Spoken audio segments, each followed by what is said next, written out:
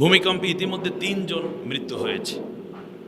আমরা যতটুকু জানি কাশ্যপটুলি, ওটাকে কসাইটুলি বলে, কিন্তু পরবর্তী নাম হয়েছে কাশ্যপটুলি পুরান ঢাকায়।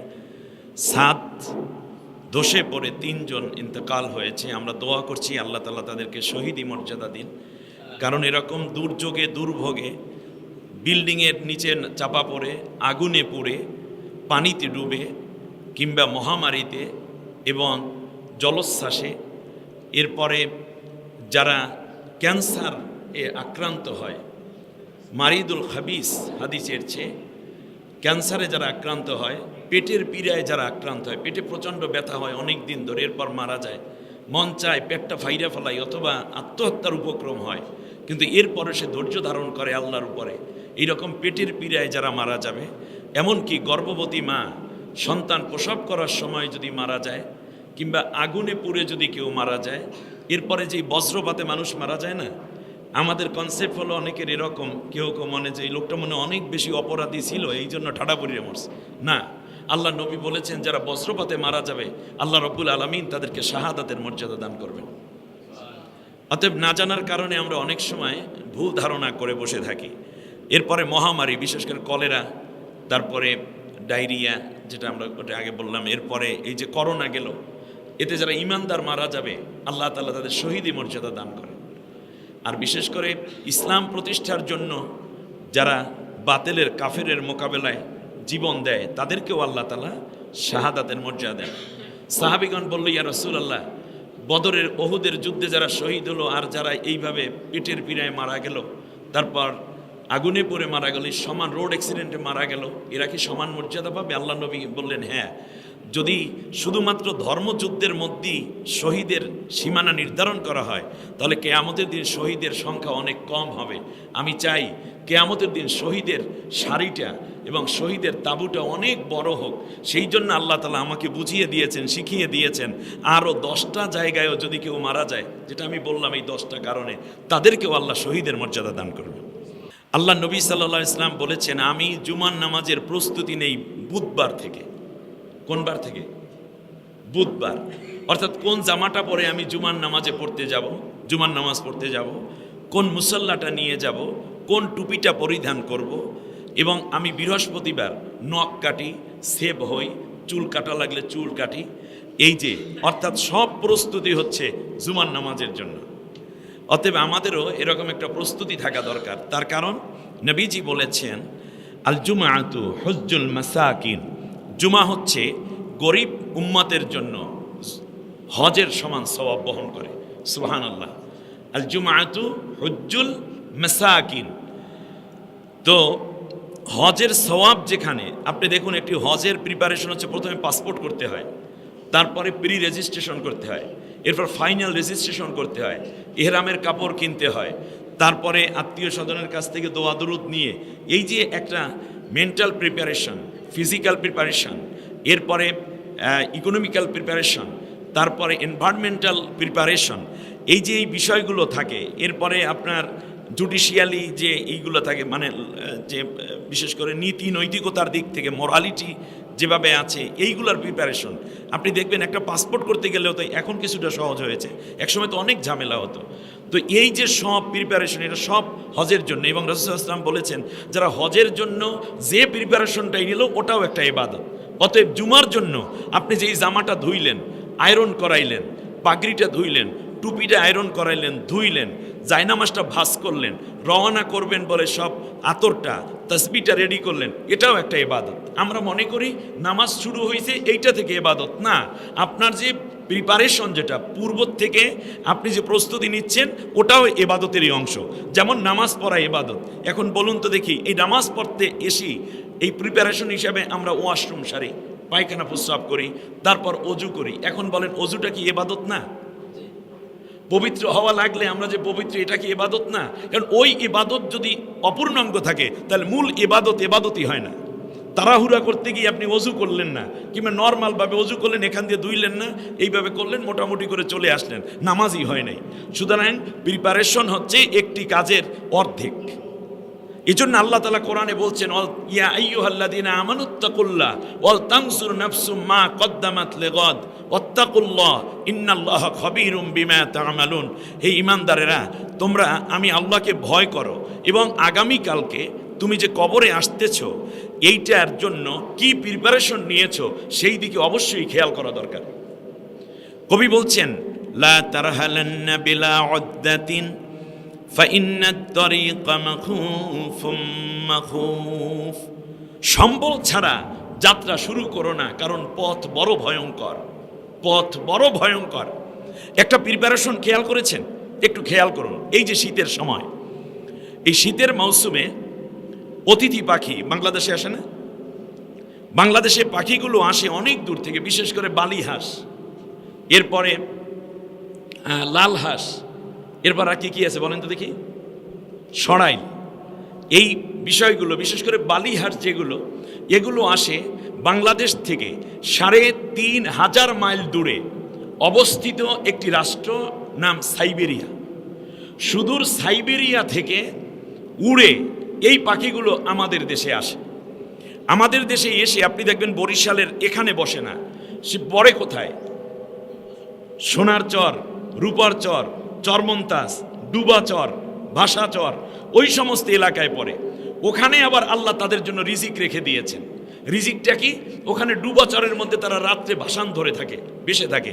যখন পানিটা চলে যায় তখন ওখানে দোবরি মাছ, ভাড়া মাছ, এরপর ছোট মাছ, বড় মাছ, কাঁকড়া, এইরকম পোকামাকড় থাকে।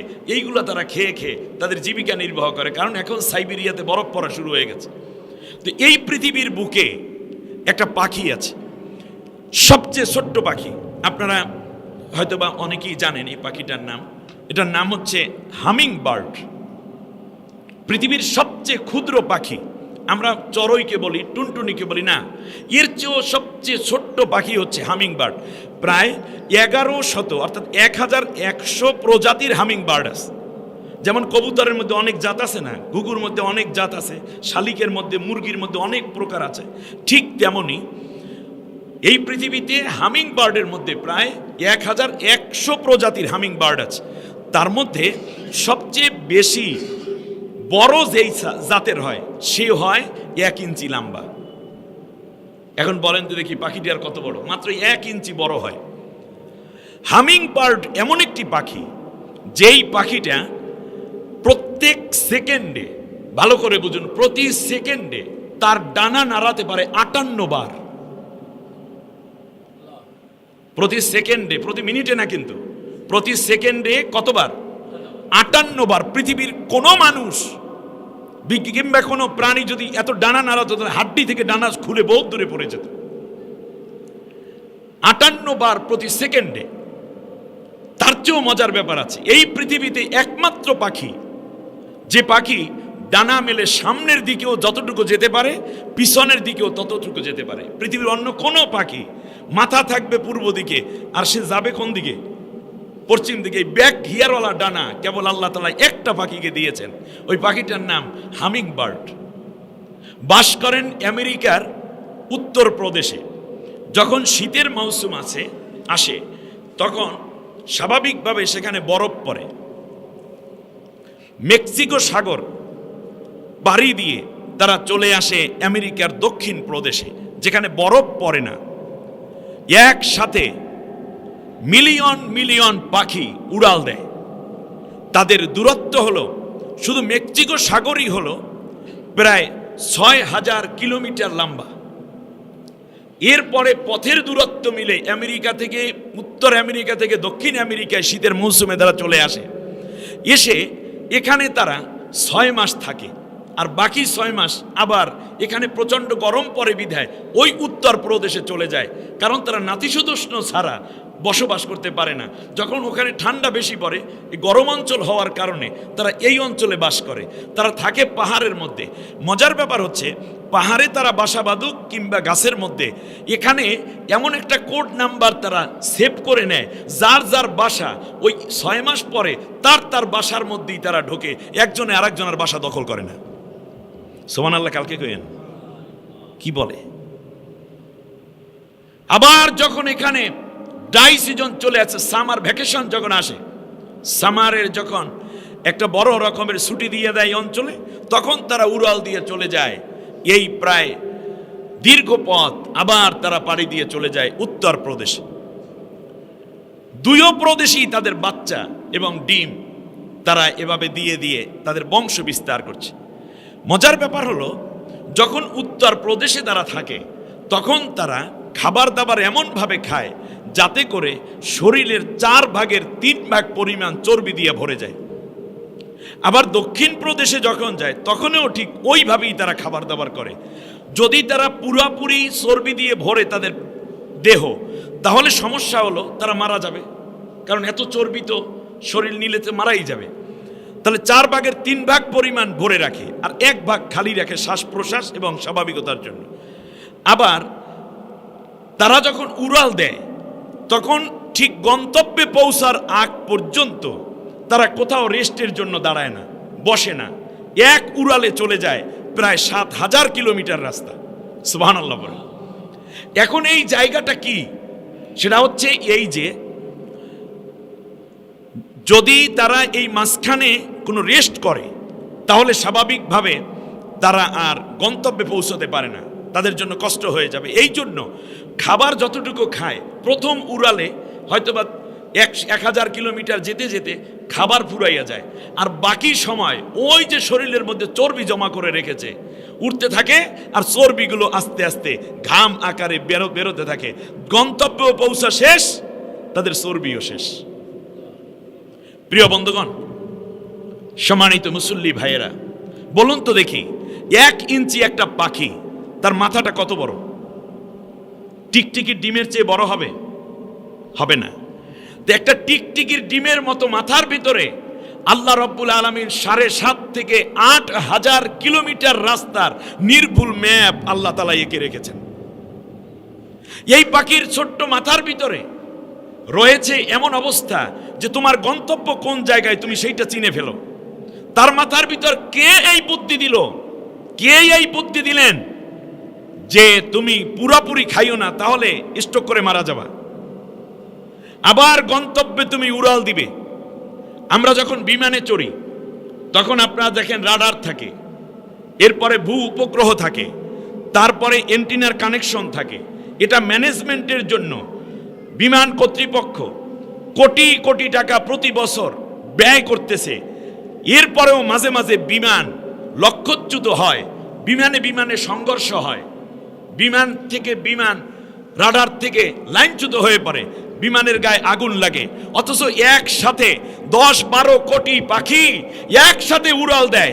একটা পাখির ডানার সাথে আর একটা পাখির ডানা লেগে মানে এই যে একটা সংঘর্ষের কারণে, ঘর্ষণে একটার ডানা লেগে আরেকটা পাখি আহত হয়েছে, এরকম কোনো রেকর্ড কোনো দিন আজও পর্যন্ত কেউ দেখাতে পারে নাই। ঠিক তার পাশাপাশি কে তার মাথার ভিতরে নির্ভুল এই ম্যাপ এঁকে দিলেন, যেই ম্যাপে চড়ে তার জীবন বাঁচানোর জন্য সেই উত্তর মেরু থেকে, উত্তর প্রদেশ থেকে দক্ষিণ প্রদেশে চলে যায়। এই সব মিলে একটা ক্ষুদ্র পাখির মাথার ভিতর যেই আল্লাহ এত কিছু দিলেন, আর আমরা মানুষ আশরাফুল মাখলুকাত, আল্লাহ আমাদেরকে বললেন যে আগামীকালকে তোমার গন্তব্য, তোমার ডেস্টিনেশনে। আমাদের ডেস্টিনেশন কোথায়? আমাদের গন্তব্য কোথায় বলেন তো দেখি? কথা কয় না, কি কয়? মরা মানুষের সামনে কথা বলছি নাকি? একটু জবাব দেন, আমি একটু উৎসাহিত হব। বলেন আমাদের মূল ডেস্টিনেশন, আমাদের মূল জায়গা, গন্তব্য কোথায়? বলেন না, আপনার বাড়ি হলে আপনি বলেন যে আমার বাড়িতে, তখন না আমি বুঝাই দিতে পারবো এটা আমাদের ডেস্টিনেশন হচ্ছে জান্নাত।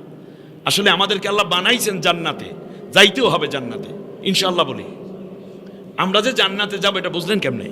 আচ্ছা বলেন তো দেখি, এখানে এসে বাড়ি করেছেন, যেমন আমাদের কি নাম জানো, পুলিশ ইমরান ভাই, ইমরান ভাই এখানে বাড়ি করেছেন। আপনারা অনেকে এখানে বিল্ডিং করছেন, বাড়িটা এখানে। যদি আপনাকে জিজ্ঞেস করা হয়, যদি ইমরান ভাইকে, ইমরান ভাই আপনার বাড়ি কোথায়, তাহলে কিন্তু আমি একবার জিজ্ঞেস করি, তিনি বললেন আমার বাড়ি ভোলা। আচ্ছা বাড়ি ঘর করলেন এখানে, কিন্তু বাড়ি বলতেছে কোথায়? ভোলাতে। তার সন্তান কিন্তু বলবে আমি বরিশালে বাড়ি, কিন্তু আমাদের সম্মানিত ইমরান ভাই বলছেন, ইমরান সাহেব বলছেন তার বাড়ি কোথায়? ভোলাতে। তার কারণ কি? জন্মস্থান ওখানে, ওইটা তার বাবার বাড়ি। বাবার বাড়ি যেখানে, আমার পার্মানেন্ট ঠিকানা সেখানে। আমি তো ঢাকাতে আমার বাড়ি আছে, আলহামদুলিল্লাহ বাড়ি আছে, কিন্তু আমাকে যদি জিজ্ঞেস করে তখন আমি বলি আমার বাড়ি পটুয়াখালী। এটা কেন বলি? তার কারণ বাবার বাড়ি যেখানে আমার বাড়ি সেখানে। আমাদের বাবা আদম আলাইহিস সালামের বাড়ি কোথায় ছিল? জান্নাতে, রাইট? এই জন্য আমাদের ঠিকানা কোথায়? জান্নাতে। আল্লাহ রাব্বুল আলামিন জান্নাত থেকে আমাদের বাবাকে দুনিয়ায় পাঠাইছেন। দুনিয়ায় পাঠানোর পরে আমাদের মায়ের গর্ভ থেকে বাবা মায়ের মিলনের ফলে আমরা এই পৃথিবীতে আসতেছি, কিন্তু আমাদের যেতে হবে কোথায়? আবার জান্নাতে। ওই যে উত্তরপ্রদেশ থেকে দক্ষিণ প্রদেশ, দক্ষিণ প্রদেশ থেকে উত্তরপ্রদেশ, আমরা যে জান্নাতে যাব, এই জান্নাতে যাওয়ার জন্য আল্লাহ তাআলা একটা লোকেশন দিয়েছেন, একটা ডিরেকশন দিয়েছেন, নির্ভুল। আল্লাহ তাআলা একটা ম্যাপ আমাদেরকে অঙ্কন করে দিয়েছেন কোরআনের মধ্যে। এই কোরআন নাজিল করে আল্লাহ তাআলা বললেন, ফাইম্মা ইয়াতিয়ান্নাকুম মিন্নি হুদা ফামান তাবিআ হুদায়া ফালা খাউফুন আলাইহিম ওয়ালা হুম ইয়াহজানুন। হে মানব, কোনো চিন্তা করবা না।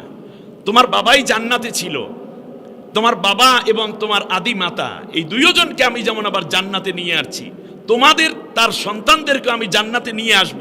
সেই জন্য আমি আল্লাহ তাআলা একটা নির্ভুল কর্ম ম্যাপ, কর্মনীতি দিয়ে আমি যুগে যুগে নবীদের কাছে হেদায়েত পাঠাইছি। আর তোমাদের নবীর কাছেও আমি হেদায়েত পাঠিয়েছি। আমাদের নবীর কাছে আল্লাহ যাওয়ার জন্য যে হেদায়েত পাঠাইছেন, সেই হেদায়েতের নাম কি? বলেন না একটু ভালো করে। কি? মুখ খুলতে হবে, মুখ খুলতে হবে। এটার নাম কি? আল কোরআন। আল্লাহ বলছেন হাদা হুদা, এটাই হচ্ছে হেদায়েত। হেদায়েত মানে হচ্ছে লোকেশন, হেদায়েত মানে হচ্ছে নির্ভুল পথ। আর ওই নির্ভুল পথের নাম আল্লাহ রাব্বুল আলামিন রেখেছেন সিরাতাল মুস্তাকিম। সুবহানাল্লাহ বলেন। আল্লাহ রেখেছেন কি? সিরাতাল মুস্তাকিম। এখন আজকে আমি আপনাদেরকে 6টা কাজের কথা বলবো ইনশাআল্লাহ। আমি তো আজকে মূলত আল্লাহ শুকরিয়া যে আপনারা আজকে আমাকে দুটো কথা বলার সুযোগ দিয়েছেন। মূলত গতকালকে পটুয়াখালী শহরে আমার মাহফিল ছিল, আজকে যাচ্ছি আমি যশোরে। মাঝখানে দেখলাম জুমার নামাজের ওয়াক্ত হয়ে গেছে, তো ভাবলাম যে আমাদের ভাইদের সাথে একটু দেখা হোক, কারণ আমরা তো একই অঞ্চলের, মোরা বরিশালে, ঠিক না? বেশিরভাগ সবার সাথে দেখা হলো, একটু সাক্ষাৎও হলো, দিনের দুটি কথাও হলো। আপনাদের খুব খারাপ লেগেছে নাকি? আলহামদুলিল্লাহ। আল্লাহ আপনাদেরকে সম্মানিত করুন যেমন করে আপনারা আমাকে সম্মানিত করেছেন। আপনাদের মসজিদের নির্ধারিত ইমাম সাহেব আছেন, তিনি যে স্যাক্রিফাইস করলেন, আল্লাহ তাকে সম্মানিত করুন। হয়তো বা সে আমার অনেক জুনিয়রও হবে এবং ছোট ভাইয়ের মতো। তো যাই হোক, আল্লাহ তাআলা এই মসজিদখানা কবুল করুন। এই মসজিদে মূলত প্রতিষ্ঠাতা আমি যতটুকু দেখেছি মরহুম ডক্টর ইমরানুল হক সাহেব আমার খুব বন্ধু মানুষ ছিলেন। অল্প বয়সে আল্লাহ তাকে নিয়ে গেছে। আপনাদের সাথেও খুব সজ্জন তিনি ছিলেন। মাঝে মধ্যে আমি আসতাম এবং এখানে একবার আমাকে তাফসির মাহফিল করানোর জন্য নিয়ে আসছেন, 2বার নিয়ে আসছেন। কাশাবটুলি জামে মসজিদে আমি তাফসির করেছি। এরপরে আপনাদের 9 নম্বর ওয়ার্ড, 11 নম্বর ওয়ার্ডেও গত বছর আমি তাফসির করার মাহফিলে ছিলাম। আজকে এসে আমার খুব ভালো লাগলো যে আলহামদুলিল্লাহ একেবারে নিকটদের সাথে কিছু কথা। আল্লাহ নবী সাল্লাল্লাহু আলাইহি ওয়াসাল্লাম বলেছেন, রুহের জগতে যে যার সাথে দেখা হবে, দেখা হয়েছে যেই রুহুর সাথে, দুনিয়ায় আল্লাহ তাদের সাথে দেখা করাই দিবেন। সুবহানাল্লাহ। আর দুনিয়ায় যদি কেউ ইমানের ভিত্তিতে পরস্পরে মুআমেলা হয়, পরস্পরে দেখা সাক্ষাৎ করে, আল্লাহ তাদেরকে জান্নাতের মধ্যে দেখা সাক্ষাৎ করাই দিবেন। সুবহানাল্লাহ বলেন। মুতাহাব্বুনা ফিল্লাহ। শুনেন, আল্লাহ নবী সাল্লাল্লাহু আলাইহি ওয়াসাল্লাম বলেছেন, যখন আল্লাহর আরশের ছায়া ছাড়া আর কোনো ছায়া থাকবে না, তখন আল্লাহ তাআলা 7 শ্রেণীর মানুষকে আল্লাহর আরশের নিচে ডেকে ছায়ার দিয়ে বসার ব্যবস্থা করে দিবেন। তার মধ্যে এক শ্রেণী হলো আল্লাহ ডাক দিয়ে বলবেন, আল্লাহ ডাক দিবেন। সুবহানাল্লাহ বলেন। কিয়ামতের ময়দানে আল্লাহ ডাক দিবেন, আইনা মুতাহাব্বুনা ফিল্লাহ ওয়া মুতাজালিসুনা ফিল্লাহ। কোথায় তোমরা যারা একজন ইমানদারকে আরেকজন ইমানদার ভালোবাসতে কেবল আমার জন্য, তোমরা আসো আমার আরশের নিচে ছায়ায় বসে যাও। সুবহানাল্লাহ। তাই ইসলাম পরস্পরে ভালোবাসা বৃদ্ধি করতে চায়, ইসলাম পরস্পরে জানতে চায়। আল্লাহ নবী সাল্লাল্লাহু আলাইহি ওয়াসাল্লাম বলেছেন, আমি কি তোমাদেরকে এমন একটি আমলের কথা শিখাই দেব যে আমলটা হজের চেয়ে উত্তম, নামাজের চেয়ে উত্তম, রোজার চেয়ে উত্তম, সাদাকার চেয়ে উত্তম। সুবহানাল্লাহ বলেন। সাহাবীগণ বললেন, ইয়া রাসূলুল্লাহ, এত বড় আমল! খায়রুম মিনাল হাজ্জি ওয়া মিনাস সাদাকা ওয়ামিনাস সালা ওয়ামিনাজ যাকা। আল্লাহু আকবার। সাহাবীগণ একেবারে কান খাড়া করলেন, নবী এমন এমন একটা আমলের কথা আপনি এখন শোনাবেন যে আমলটা যাকাতের চেয়ে উত্তম, হজের চেয়ে উত্তম, সাদাকার চেয়ে উত্তম, নামাজের চেয়ে রোজার চেয়ে উত্তম। বলুন ইয়া রাসূলুল্লাহ। আল্লাহর নবী বললেন সেটা হচ্ছে সবচেয়ে আমল, খুব সুন্দর আমল। এই যে দেখেন আপনারাও কান খাড়া করেছেন, এর মানে সাহাবীদের চরিত্র আপনাদের ভিতরে চলে আসছে। আলহামদুলিল্লাহ পরে আমি দেখলাম এতক্ষণ পর্যন্ত যারা একটু জিমাত ছিলেন সবাই এখন একেবারে এই দিকে টান হয়ে গেছেন। এটাই সাহাবীগণ একেবারে প্রথম শুনছেন তো, এই জন্য তারা আরো বেশি আগ্রহী হয়ে উঠেছেন। আল্লাহ নবী সাল্লাল্লাহু আলাইহি ওয়াসাল্লাম বলেছেন সেটা হচ্ছে আল মুতাহাব্বুনা লিওয়াজহিল্লাহি তাআলা, আল্লাহর ওয়াস্তে ভালোবাসা। সুবহানাল্লাহ পড়েন। আল্লাহু আকবার। আমি আপনাকে ভালোবাসি একমাত্র আল্লাহর জন্য, দুনিয়ার কোনো স্বার্থের জন্য নয়। আপনার থেকে আমি বেনিফিটেড হব এজন্য নয়। যেহেতু আপনিও ওই আল্লাহকে, যেই আল্লাহকে বিশ্বাস করেন আমিও ওই আল্লাহকে বিশ্বাস করি। আপনি যেই আল্লাহকে সেজদা দেন আমি সেই আল্লাহকে সেজদা দেই। আপনি যেই নবীর দেখানো দাড়ি রেখেছেন আমিও সেই নবীর দেখানো দাড়ি রেখেছি। আপনি যেই আল্লাহকে তাহাজ্জুদে ডাকেন আমিও ওই আল্লাহকে ডাকি। যেহেতু আমাদের এক আল্লাহ, এই জন্য আমরা সবাই মিলে এক হয়ে যাব, এই জন্য আমি আপনাকে মহব্বত করি। আল্লাহর নবী বলেছেন শোনো, এই ক্ষেত্রে মাত্র 3টা কোয়ালিটি দেখবে, অনেক কিছু দেখার দরকার তোমার নাই। আমার উম্মত শোনো, তুমি ভালোবাসবে যেই মানুষকে কেমন হবে তুমি শোনো, সেটা হলো এই যে মান সাল্লা সালাতানা ওয়াস্তাকবালা কিবলাতানা ওয়া আকালা যাবিহাতানা কাযালিকাল মুসলিম। আল্লাহর নবী বলেন যেই ব্যক্তি আমাদের নামাজের মতো নামাজ পড়ে, মান সাল্লা সালাতানা ওয়াস্তাকবালা কিবলাতানা, আর যে আমাদের কেবলাটাকে কেবলা মানে, কেবলা মানে কোথায়? বাইতুল্লাহ।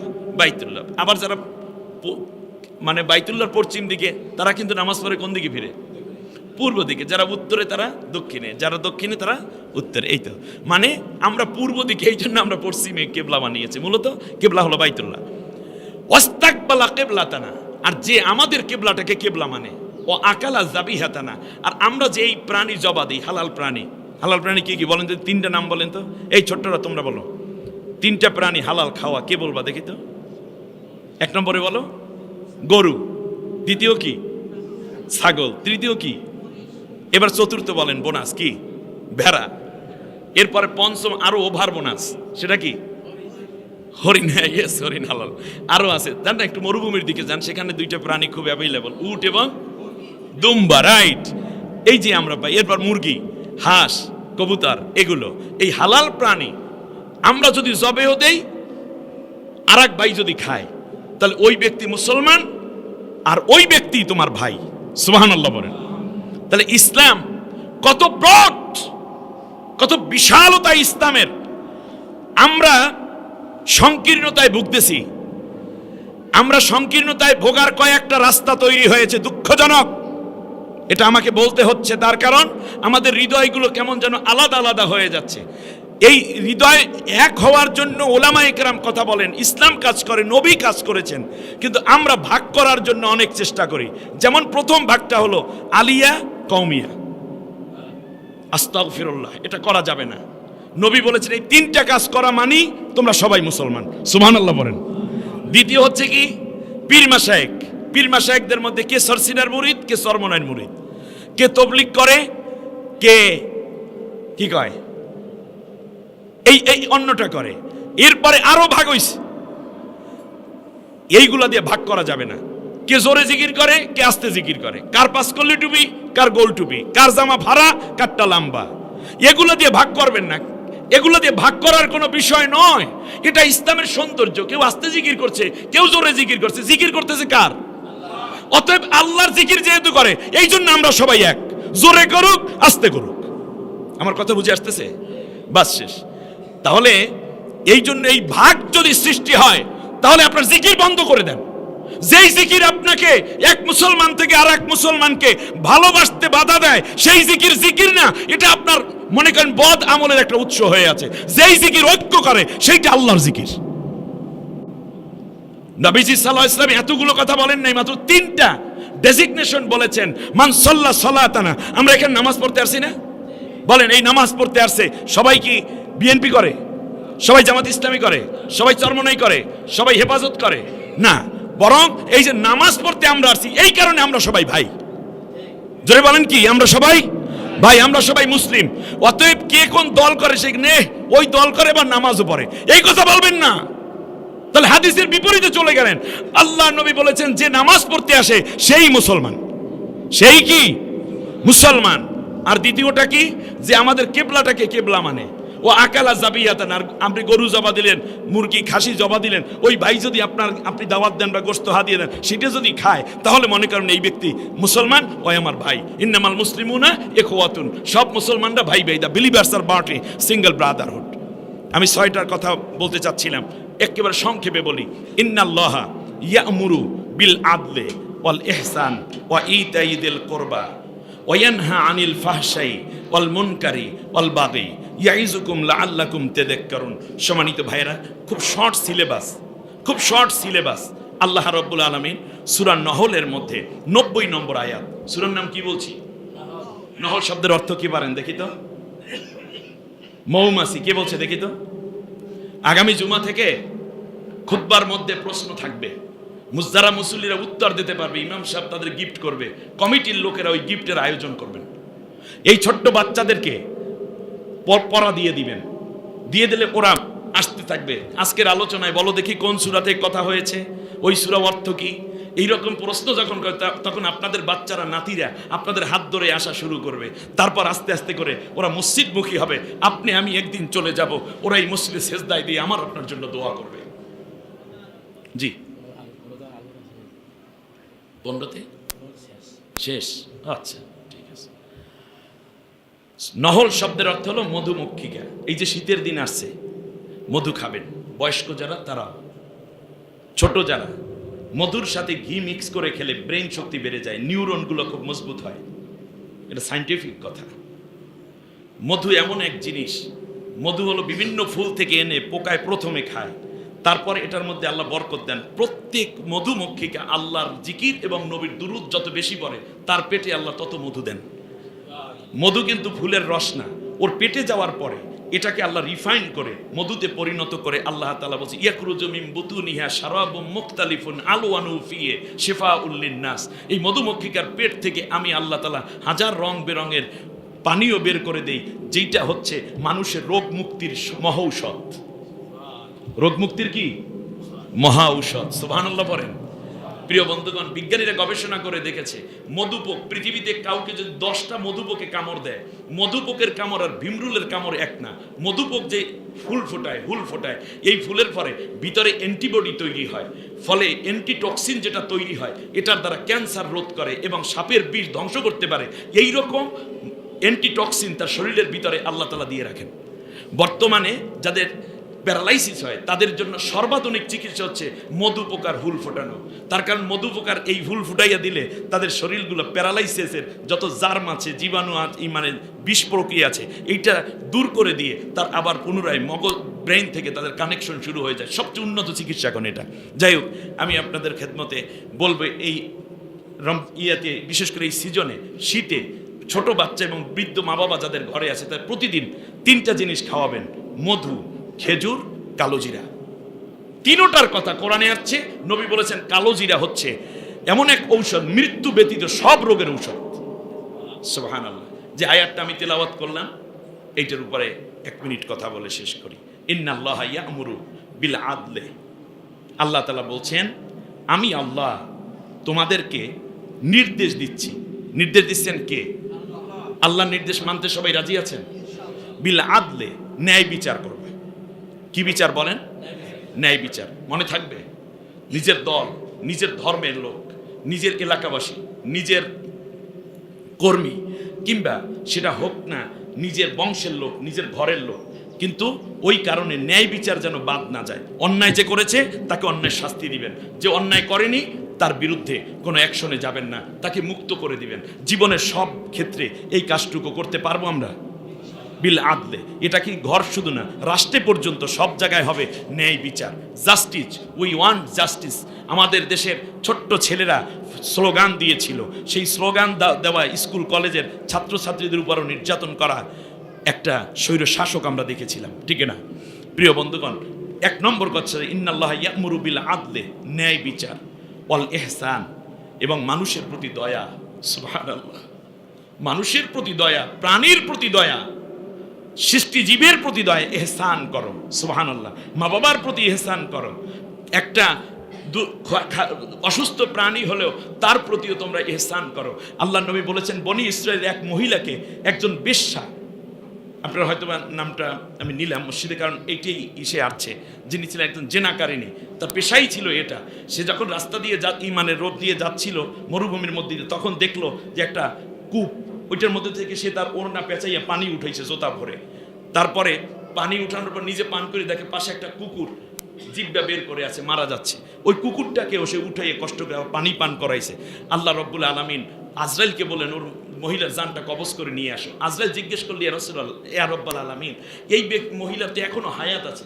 আল্লাহ রব্বুল আলামিন, না না, ওর এখনই জান কবজ করো। তার কারণ এই পিপাসার্ত কুকুরটাকে পানি পান করায়, পানি পান করানোর কারণে আমি আল্লাহ এত বেশি খুশি হয়েছি। একটা সৃষ্টির এই ছোট্ট জীবটার প্রতি তার দয়া করার কারণে আগের সব গুনাহ আমি আল্লাহ তাআলা মাফ করে দিয়েছি। এখন যদি আবার হায়াত আসে, আবার গুনাহ করবে শয়তানের ওয়াসওয়াসায়, কিন্তু আমি চাই তাকে জান্নাত দিতে।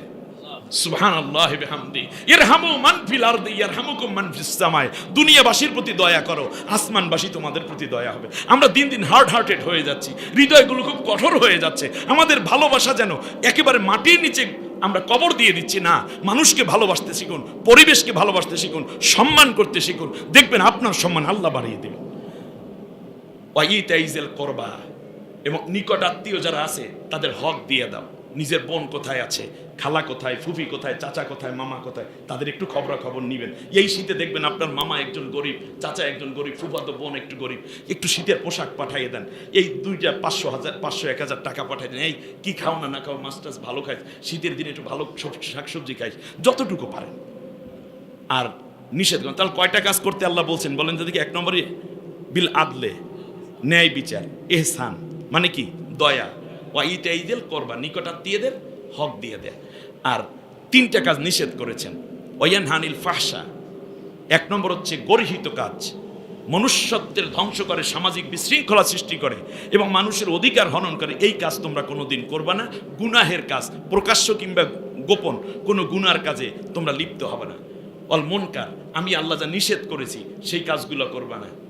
ওয়াল বাগি, এবং সীমা লঙ্ঘন করবে না। এই সীমা জমিনের সীমা হতে পারে, এই সীমা কথার সীমা হতে পারে, এই সীমা আচরণের সীমা হতে পারে। মা বাবাকে কথা বলতে বলতে বাবাকে যখন বলে, আব্বা আপনি বোঝেনটা কি, এভাবে করলে আপনাকে কিন্তু রাখতে পারবো না, মা তুমি এত টুপটুপ করো কেন, তাহলে গ্রামে পাঠাই দেবো।